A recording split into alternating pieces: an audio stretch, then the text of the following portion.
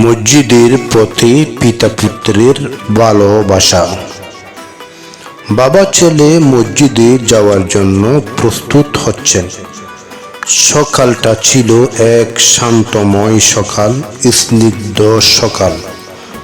সূর্য পূর্ব দিক থেকে উঁকি দিয়ে ডাকছে। ছোট্ট ইয়াসিন আজ খুবই খুশি, কারণ সে আজ প্রথমবারের মতো বাবার সঙ্গে মসজিদে নামাজ পড়তে যাবে। বাবা ছেলে একসাথে হাঁটছেন রাস্তার পাশে ফুলের বাগান। বাবার হাত ধরে ইয়াসিন হাঁটছে ফুলে ফুলে ভরা রাস্তা দিয়ে। সামনে সুন্দর একটি মসজিদ, তার চোখে মুখে আনন্দের ঝিলিক। বাবা সন্তানকে উপদেশ দিচ্ছে। মসজিদে প্রবেশ করে বাবা আদর করে বললেন, আমার প্রিয় সন্তান, মসজিদে কখনো দুষ্টুমি করবে না। মসজিদ ইবাদতের জায়গা। যদি দুষ্টুমি করো তাহলে আল্লাহ তাআলা সওয়াবের বদলে গুনাহ দিবেন।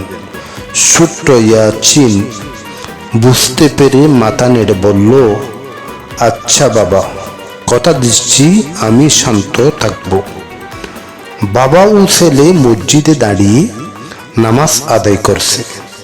মসজিদের ভেতর বাবার পাশে দাঁড়িয়ে নামাজে মনোযোগ দিয়ে ইয়াসিন সুন্দর করে দাঁড়িয়ে নামাজ আদায় করছে, যেন এক অপার প্রশান্তি তার মুখ।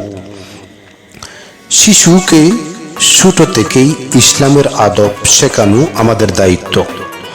বাবা মায়ের সঙ্গ এবং সঠিক দিক নির্দেশনা সন্তানকে গড়ে তোলে আদর্শ মুমিন।